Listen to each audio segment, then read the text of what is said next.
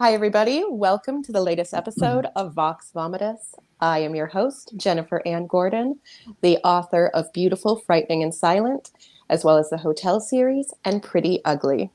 With me, as always, is my Vox Vomitus vixen, Allison Martine, authoress of the Bourbon books. And today we have guest extraordinaire David Bell, and we will be talking to him about his latest book, Kill All Your Darlings. Welcome, David. Thank you. Thank you both for having me on. I appreciate it. Yeah, I'm like, right when we went live, my murder scarf got all weird. Wearing murder scarves is just different. So if we fuss with them, we apologize. Well, murder scarves are just weird in general, you know. So but they're in honor. They don't behave. They don't behave. They murder you. Yeah. They aid in that. So we've said murder scarf now like 9,000 times. David, can you tell our viewers a little bit about yourself and a little bit about your most recent book? Yeah, so I live in Bowling Green, Kentucky, which is an hour north of Nashville. It's where every Corvette in America is made. Every Corvette in the world is made in Bowling Green, Kentucky. So if you come to Bowling Green and you want to buy a Corvette, you can watch them make your Corvette on the assembly line. I was hoping that was going to end with like you get one for free, like a souvenir, but that's asking too much. They haven't done that yet, but you can watch them make your Corvette. So I live in Bowling Green, Kentucky. I'm an English professor at Western Kentucky University, and Kill All Your Darlings came out over the summer in July, and it was my 13th book. Lucky 13. So yeah, lucky 13, which is why you're wearing the murder scarves for good luck. Yes. Yes. Yeah. Well, we did want to theme it up for you. And I appreciate it. It's always good when a guest has like something in the book that we can physically wear that's not weird. Like when we had Josh Mallerman on, we wore blindfolds because of Bird Box. That makes sense. I mean, you say if it wasn't weird, when would that actually stop us? I know that's true. I mean, we did wear like oversized Jackie O glasses when we had makeup on. We'll do it. Well, my next book is about knights in medieval England, so you'll have to wear suits of armor. I totally made that up. That's not true. I was going to say I have a very large costume closet, so I could do it. It wouldn't be actual armor, but. So, David, you are a professor.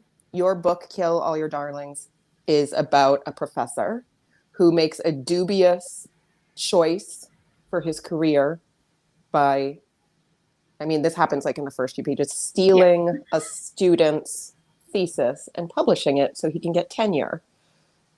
I mean, he borrowed it. Because, she wasn't using it. Let's just put it that way. She left it. Yeah, I mean, the book doesn't really cover whether he would have given it back at some point. Right. Never got to that point. So, has this made any of your students a little bit leery of handing in papers to you now? I have no idea if my students know that the book exists. Do they know you write? Let's start with that. Some of them do. Some of them are just, passing through the class and anonymously. And by the way, so now this semester, all my students are wearing masks, of course. So I don't even know who they are. It could be different students every day. And I'm just seeing their eyes. You'd be none the wiser. You're like, all right, you in your third row. Mm-hmm. Yeah. Great job. So no students have commented on the book yet, and they may never. And my policy is that if a student says anything positive about one of my books when they're in my class, it doesn't count. Because you're just trying to get a good grade. Exactly. I mean, I'm glad it wasn't. My policy is they get an automatic A. I know. I was like my book, A+. I love you. I love writers. Oh my gosh, will you be my mentor?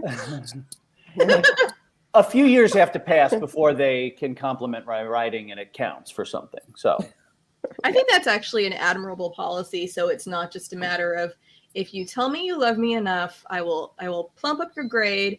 And I will always call on you, and I will say whatever you said is scintillating because you did that for me. And it's a reciprocal thing, right? Right. Yeah.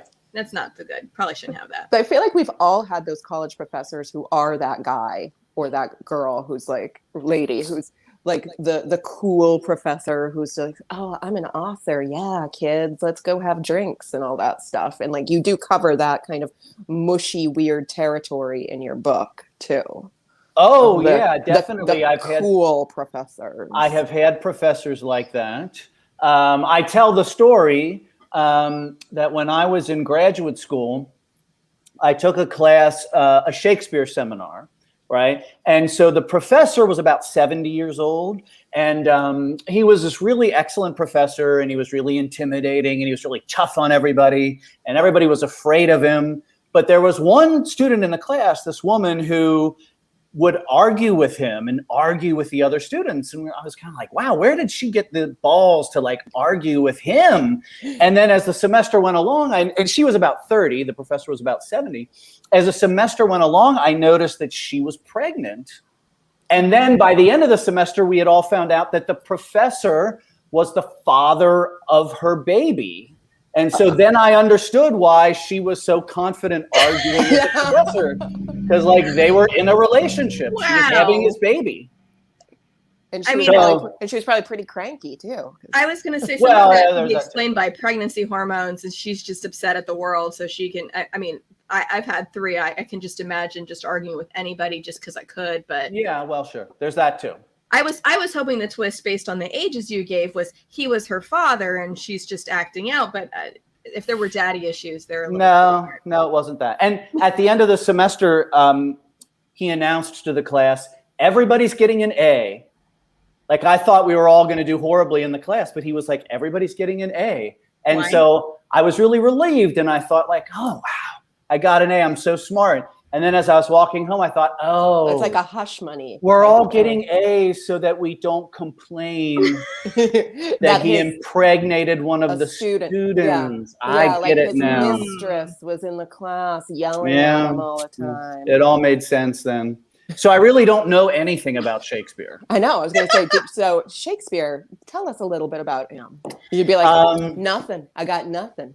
Joseph Fiennes. He looked a lot like Joseph Fiennes. Mm-hmm. Yeah. Yes. Well, I like Very, that. very dreamy guy. Yes. So this is your 13th book. You are a writer primarily of like thrillers and mysteries. Are they all? Yeah, they've all been. twisty, dark? My first 2 books were with a small publisher, and they were more horror. Although one of them was like on the borderland between what I do now and horror. But then the rest have all been suspense. Yeah. So have you always just been drawn to that as a genre? Like even when you were a kid, what got you started on this like murder road? Well, I've always been, even when I was a kid, I was fascinated by, weird crime stories. And when I was a kid growing up in Cincinnati, there was a newscaster, a famous newscaster, but named Al Shuttlecotty. And everybody called him Bloody Al because he would always show more graphic footage of stuff that happened. Like if a body was found, he would show them like, dragging the body out of the woods and stuff like that. But I was fascinated by that. If there was a news story about a murder or a plane crash or a car accident or whatever, I was fascinated. And I was fascinated by weird stuff. Like I had a book, I don't remember where I got the book, but it was a book of Ripley's Believe It or Not stories. So it was like, the man with 3 legs and, like the world's tallest man and the world's shortest man and all this stuff. I was just fascinated by that stuff. It terrified me. It all terrified me. I was going to say that Ripley's Believe It or Not book, I remember somehow having a copy of that when I was a kid, and it terrified me. I just I would look through a few pages and then have to close it right away because I'm like, what if I see something with eyeballs? Yeah, and we had one, and it wasn't Ripley's. It was something else, and I don't know what happened to it after my mom died. So we'll have to track this book down. My sister may have it, but it's like the one that has things like the faces that appeared in the tiles for no reason, things like that. And it's one of those books where I'm chicken. I can't read that kind of stuff, but then I'll be looking at it and then closing it right away. But it wasn't Ripley's. I think it was Reader's Digest or something like that. Reader's Digest. Reader's Digest had all the big. That thing will freak you out. Yeah. Yeah. Mm-hmm. Yeah. No. So I was into stuff. Oh, and then I blame this on growing up Catholic. because I grew up Catholic.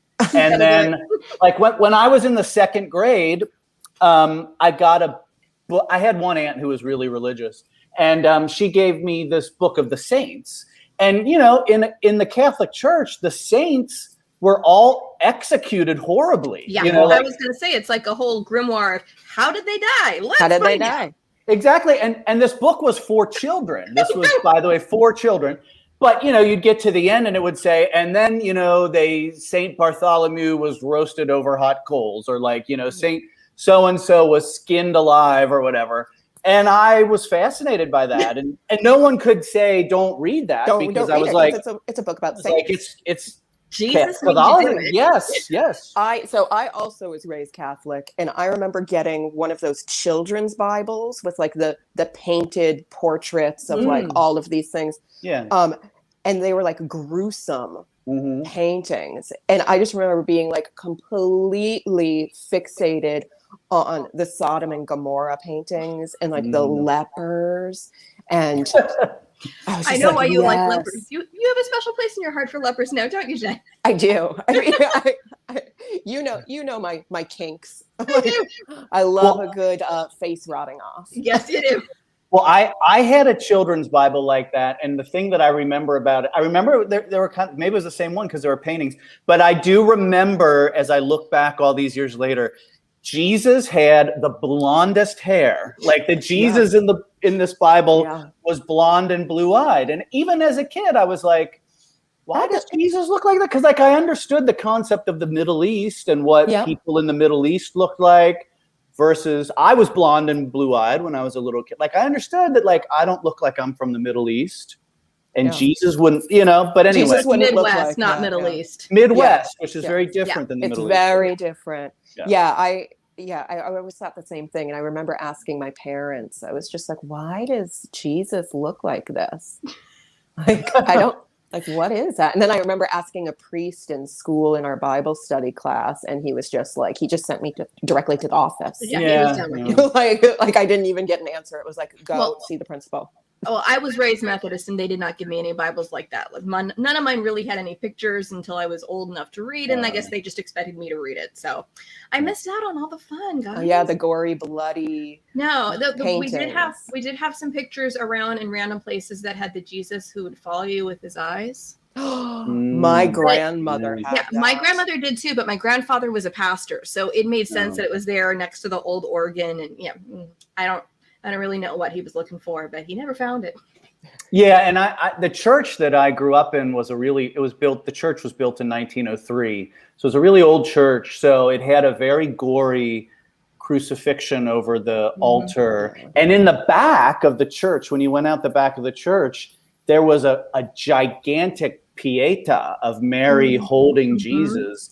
It was so freaky as a little kid, because like it was all like alabaster and pale. Like it was very strange to like be 6 years old and like here is a figure of a mother holding her dead giant. Anyway, it was very strange. It's a corpse. I mean, that's it's a dead body. Yeah, that we ate. But that explains everything. That explains it all. I blame it all on that. Yes. I understand, because I am a horror writer, and I'm like a little obsessed with like true crime and stuff like that. And it would be good to just be able to like directly blame it on like the weird things that we were exposed to as children. I think you can.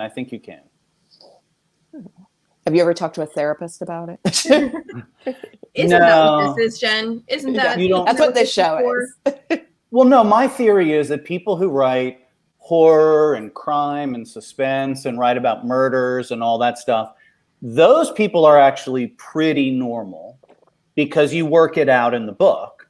The people who don't write the books are the crazy people, right? Who don't work out the dark thoughts. But if you write the book, then you're getting it out, and then it's out, and you've worked through it. I was going to ask, was there a corollary to people? So I write science fiction, fantasy, and also romance. I would like to have my psyche analyzed to see what does that say about me.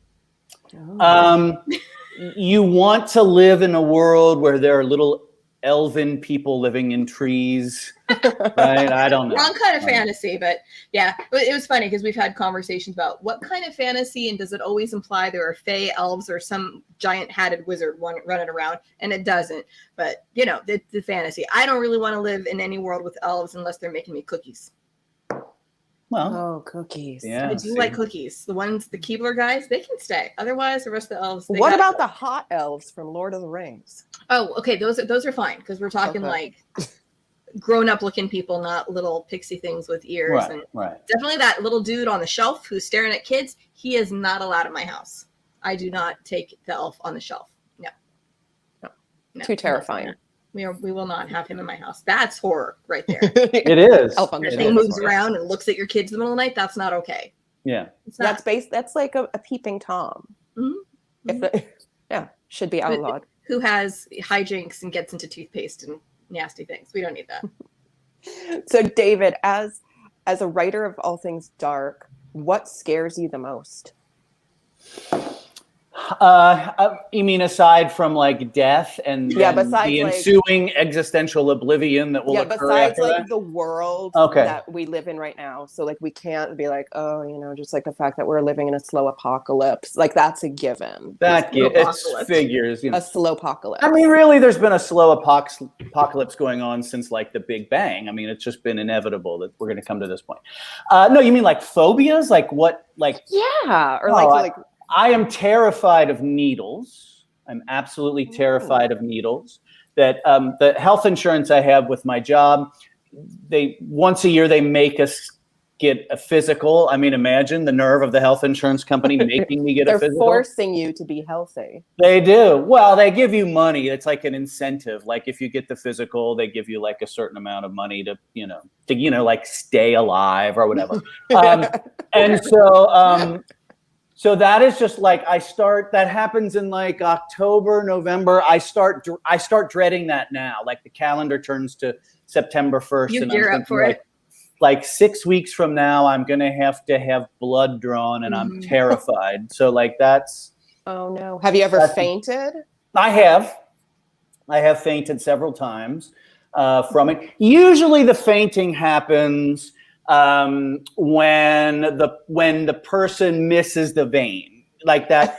And I love how I go to these things and I express my phobia. I'm like, I'm not really crazy about this, whatever. And then they look at my arm and they're like, oh yeah, your veins are no good. And it's like, gee, thanks. Yeah, you don't need to say reassuring. that. Reassuring. Like this is going to be terrible. Like I went out and picked the wrong veins. Yeah. Like, like I was just like, please give me veins that are hard to find and a phobia about needles. Let me put that combination together. It's a tinker.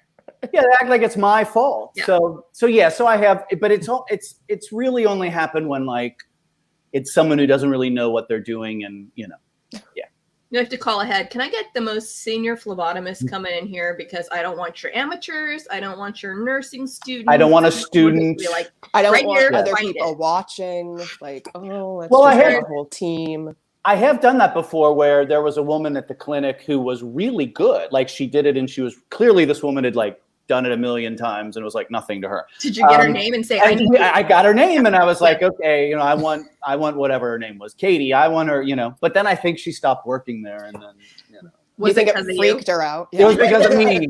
I was calling and saying, is Katie there today? And then they were like, they thought Katie. you were a stalker, I mean, They thought I was. that just reminds me sometimes we say things or do things that seem innocuous, like, walk by people's houses and then they might misinterpret what they're seeing. If you keep walking your dog by somebody's house over and over again and just staring in the window. If you don't live in the neighborhood, that could be interpreted as a strange action. It can be strange if you stare at a young couple enviously.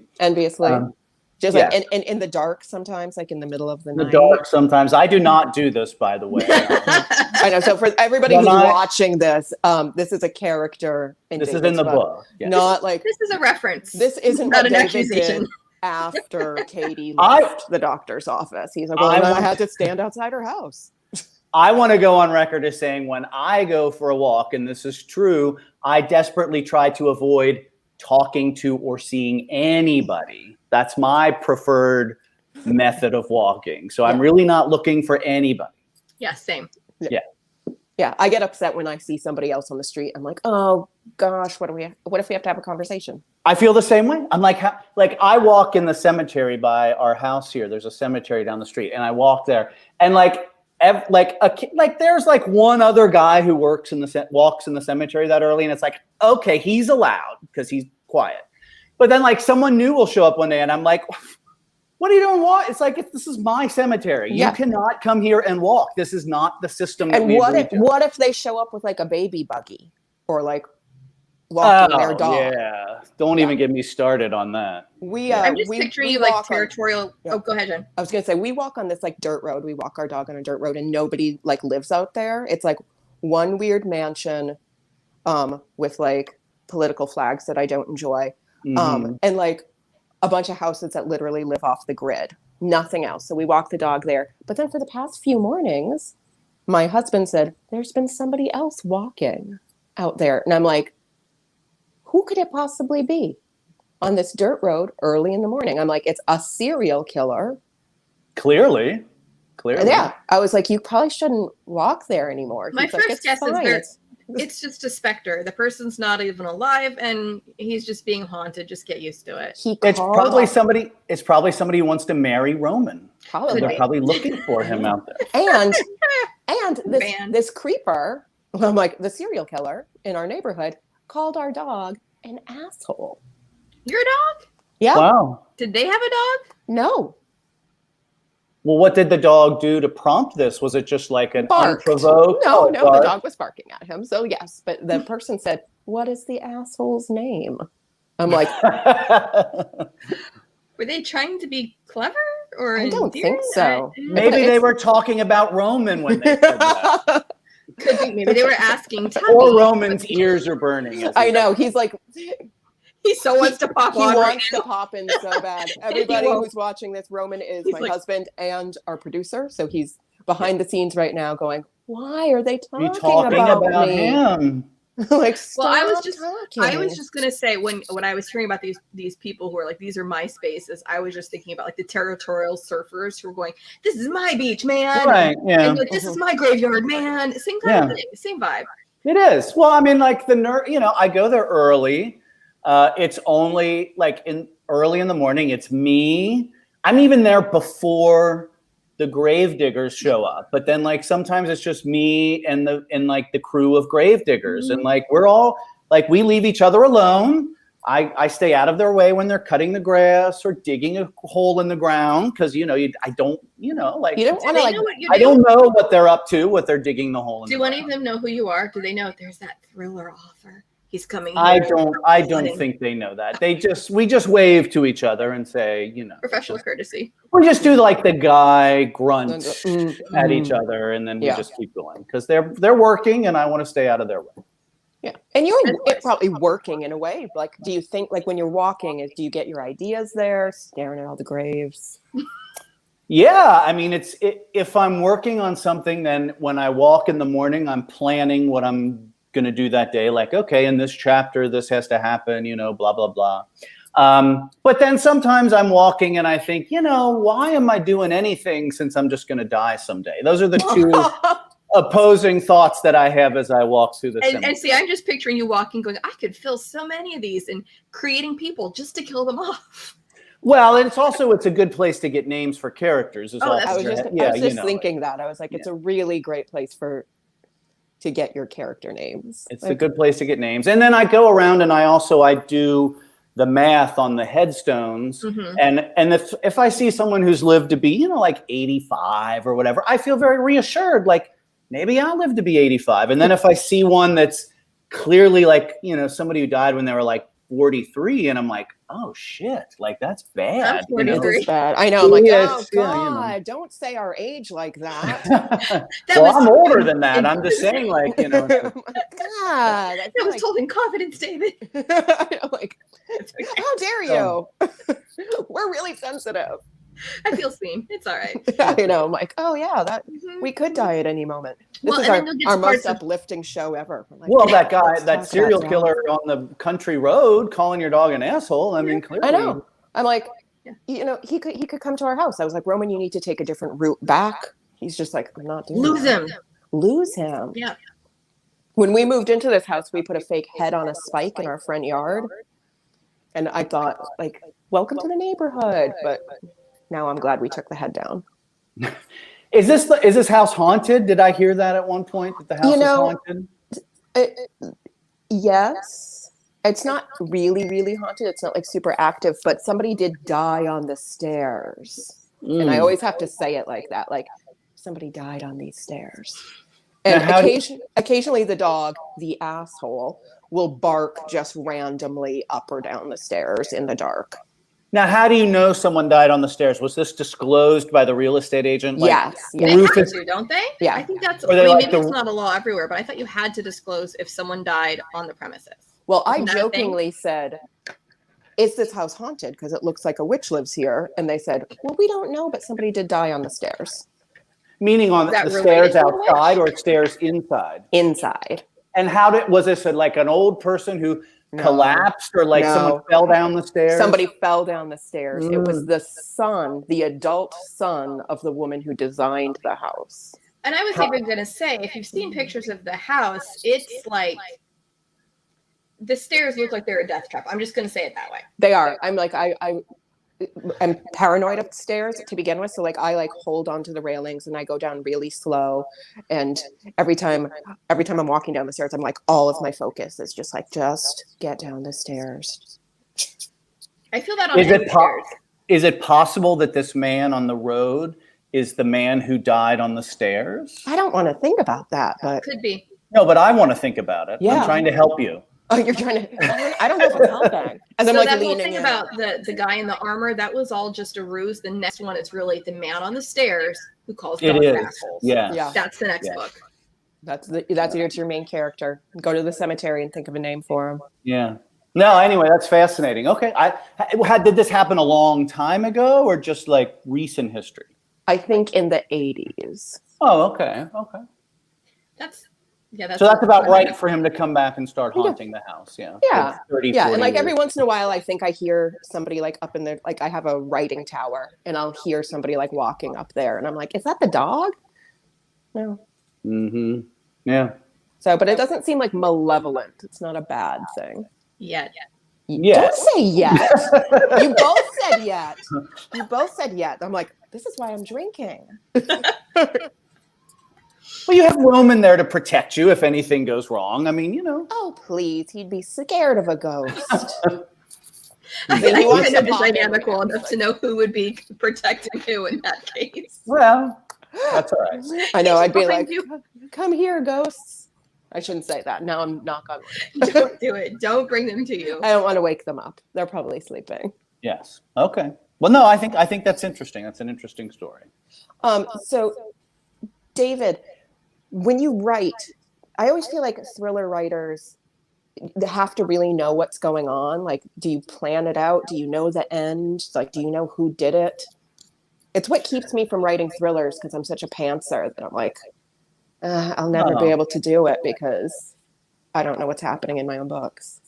I mean, I make an outline and I make a detailed outline, but I don't think you have to. I think there are plenty of people who don't.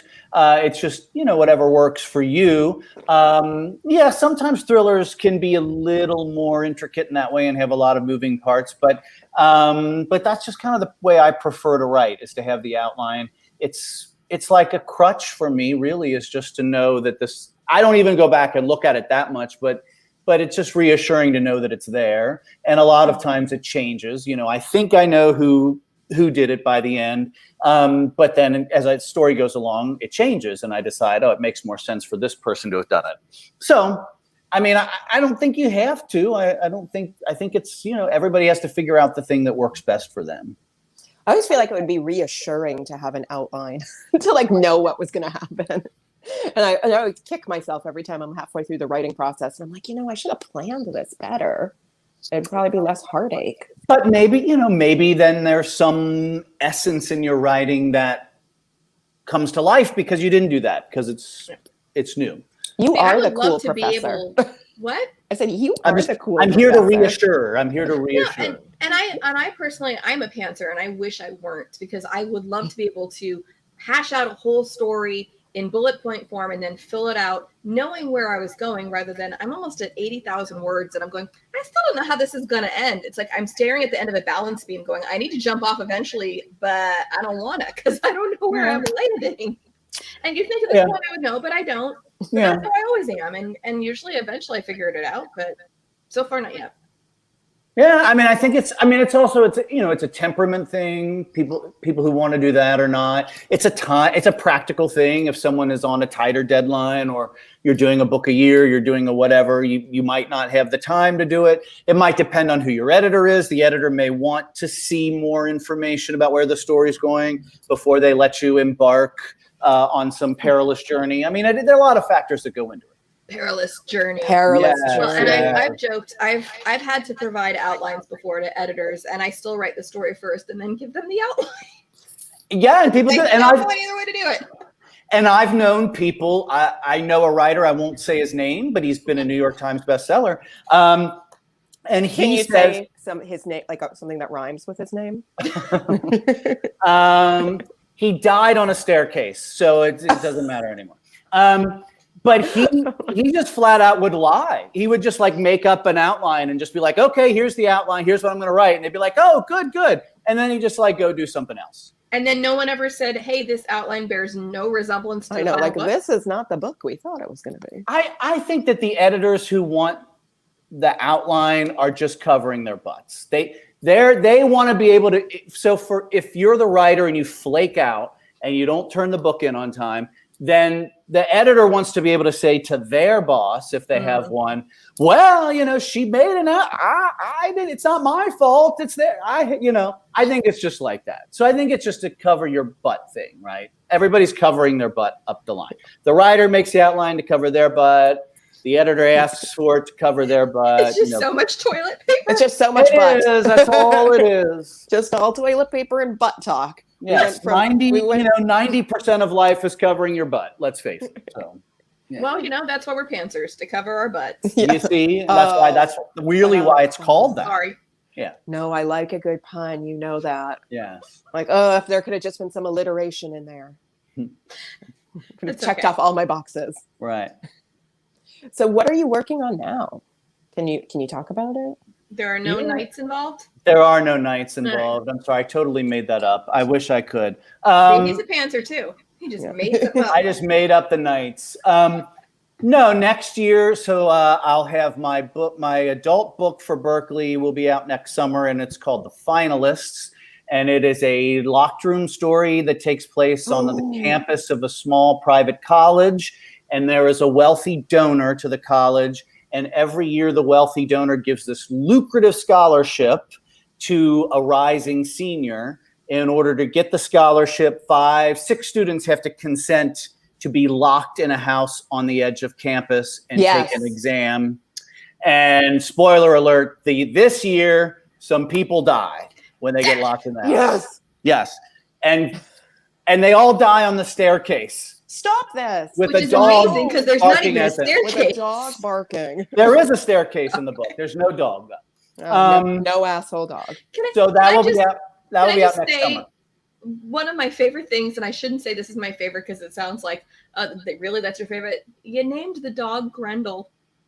I loved that. Well, I love that so much. I mean, that's not a spoiler. It's like first page. The dog's name is Grendel, and I just adored that. And I guess when you've got to teach an English prof as a character, you can have their dog named Grendel, but I love that. Will there be any more sweet name pets? I just wanted to prove that I had read Beowulf. Oh, that was it. Yeah. Okay, I thought you had read John Gardner's version or the Cliff's Notes. I haven't read John Gardner's version. See, that's actually the one that I read that I'm going, yeah, this is awesome. I can't imagine anybody naming Grendel just from Beowulf. I'd figure it had to be the John Gardner version. I'll have to read the John Gardner version. Much more sympathetic, especially for that dog. There are no pets in the Finalists because they're locked. There are mice in the basement. There are mice in the house because it's like an the old Cinderella house. mice. Cinderella. No, they No, just okay. they just scurry around and poop places. That's all they do. They're not. They Nobody's don't brought have their feelings. emotional They're very support, do they? realistic mice. They're not. Yeah, they're not emotional support mice or anything like that. Okay. That's Well, okay. shucks. And then next fall, meaning the fall of 2022, I have a young adult suspense novel coming out with Source Books called "It's Always the Boyfriend," which is about a high school senior who wakes up the day after homecoming dance, and he and his girlfriend have been in a car accident, and he doesn't remember the accident, and his girlfriend has disappeared. So the entire town thinks he has murdered his girlfriend, and he has to prove his innocence. I'm Yes. getting strong Christopher Pike vibes off that. I love it. Well, the only difference is he has sold 9 billion more books than I have. Other than that, it's That's exactly quibbling the there, same. David. That's quibbling. Twins. It's fine. Yes, Twinsies. just very close, very close. Very close. You're there. Just, 8 billion more books, 8 point. I don't math. I'm like, I don't even know. I can't math either. I can't help on that. I'm like 8 some billion more books. Well, I was going 8 to the 19th power. So you're doing these 2 tracks with the adult books and the YA books, and we get a lot of talk within writers and people looking to publish that they're scared of, oh, if I publish YA, am I going to be railroaded and not able to cross that divide and be taken seriously as an adult author? How many of your books are they generally going one and then the other and going back and forth, or is it mostly adult and then now you're doing some YA? How did that work out for you? I've never done YA before, so they've all been adult. This is the Okay. first one. I mean, I've had in my adult books, I've had point of view characters who were teenagers in a few of them, but they were not the main character. So this is the first time. So I have no idea what's going to happen. I have no idea how it will go. But I'm excited about it. I'm looking forward to it. So, Well, and I'd also say by 13 books, and by the time that comes out, 14 books under your belt, you can get away with a lot. So I feel like people are more likely to go, yes, I'm glad you think that. On you. I can get away with nothing. There's nothing I can get away with. Darn it. I was Nothing. going to say, we need the hope. We need to know that, like, at No. 14, we can You just can never get away it. with, you cannot get away with anything unless your name is Stephen King. Then you can get away with stuff. Yeah. I guess. Even him, I don't know. But Well, I read some of his more recent short stories. He's getting away with a lot. okay, well, I'll take it. Ooh, shade. Yeah. Not shade, just maybe a concept that anybody else pitching the concept, they'd go, really? Yeah. And they just go, okay, Uncle Stephen, and let him write. And I listened to the audiobook, and it was definitely just like listening to my sweet Uncle Stephen tell me kind of an odd story. It was fine. Okay. But the concept, anybody else pitching that in something like Pit Mad, which is tomorrow, by the way, anyone writing? Oh, no, Pit thank Mad you. tomorrow. Yeah, anybody else would look at that concept and go, yeah, I'm going to pass on that one. What else? What else do you have? Let's see what else is in that portfolio of amazing ideas. That happens. The hardest thing is to get in, honestly. I mean, getting in is the hardest thing, I think. It really is. And I know the reason I was asking about the YA and versus adult is that there is the concern that whatever you come in under, that's where you're going to be stuck, and that you can't cross over then. So if you come in as a YA, you're not going to be allowed to write adult. So I know some folks were like, I tried to get my YA, it didn't happen. So now I'm writing adult, and I'm not going to pursue that anymore because I don't want to keep going that way, and I can't keep swerving lanes left and right. I mean, I know some people do it by pen names. Are you going to publish the YA as David Bell, or did you come up with a really cool, fancy new pen name? No, it's under David Bell, and I mean it's suspense, so it's just YA suspense. So it's in the same, it's kind of makes sense. It's just I think that's an easier transition to make because it's it's the same kind of thing. And I'm hoping, I have no idea what will happen, but I'm hoping that at least some of the people who read the adult books will want to read the young adult books, and people who read the young adult book will then say, let's look at the adult books, but who knows? And you can also get kind of weirdly families involved, because you can have people who are fans of your adult books and be like, oh, he published something that would be age appropriate for my kids. Right. Sure. I like that. I like that. Yeah. Yeah. I think the days are gone where they say adults can't read YA, because there are a ton of adults who read YA, and I feel like the real deciding factor has something to do with how graphic you can be with certain things, and then also the age of the protagonist. But if you ask 10 different people what defines YA, you will get 10 different answers. So I'm assuming your editor worked with you on, okay, here's how graphic we can get, or here's where we're going to maybe tone down some of the profanity perhaps. But I don't know, maybe they were getting free run. Well, there wasn't much. There wasn't much that was graphic in it, honestly. I mean, the crime happens off the page, and I mean, the kids curse a little, they smoke a little weed. Who doesn't? I mean, Oh and no! I clutch my and pearls. and Scarves. the kids Clutch are my having rubber scarves. the kids are having sex, but they're They're having sex. sex. 17-year-olds, imagine 17-year-olds wanting to have sex. That is I don't want to. weird. How radical. Yes. So no, it didn't really need to be toned down. The key thing was just kind of getting the young adult voice right, because I couldn't sound like an adult. It had to sound, somewhat like a 17-year-old, So Well, Did you do a lot of research? Were you just like on TikTok for like 6 months and being like, I just really got to grasp what's going on in their heads? Yeah, I just went down to the high school and started hanging out, and like that, which was strange too. No, I didn't. Yeah, that would get you arrested. I was going to suggest you're just like binge watching all the CW shows, which would not help either, because that's some really unrealistic dialogue there with like all your characters sound like Riverdale. That would not help either. No, really, I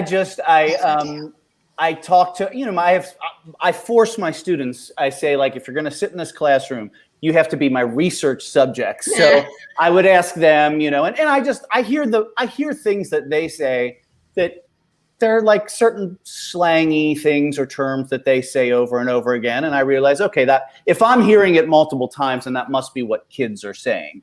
So I just go with that. Every other page has yeets and YOLO. Yeah, exactly. I don't even know what this means. Yeah. I don't know what any of those things mean. I'm I always way have too to old look for it. them up. I'm just like, okay. Yeah.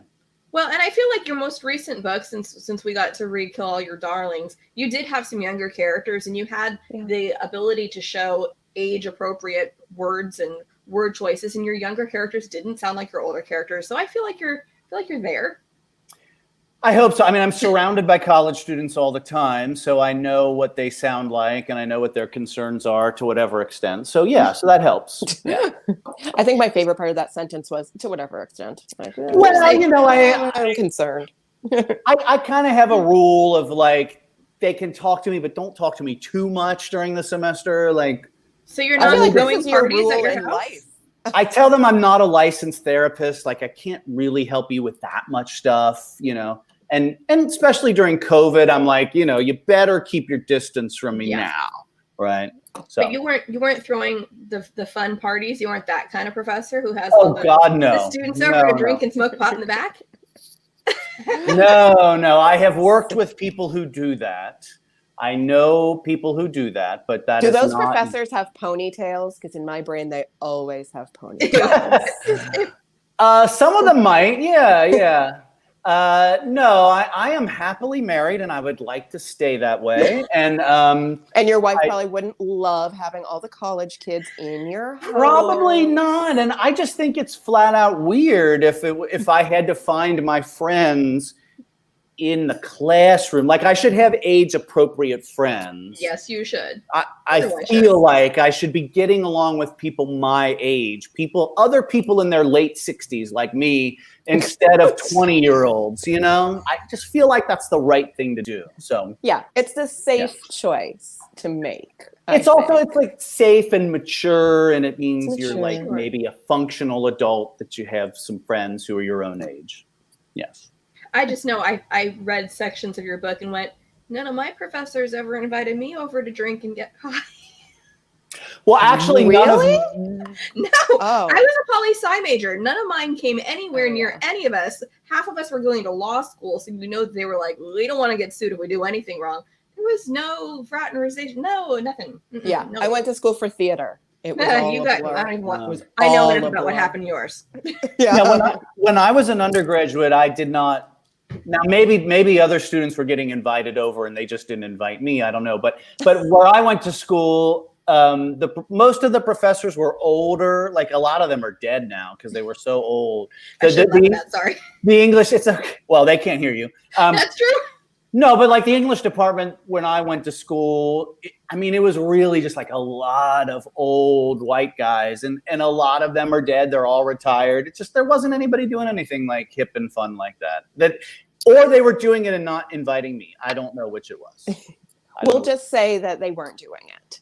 And not that makes me feel better to think that they and were. not that like you were not cool enough to go to the professor's party, the not cool professor's party, because that would just be the saddest thing, and I don't think that would be the case. Right. Because you are cool, David. You're cool. You didn't know me when I was 20.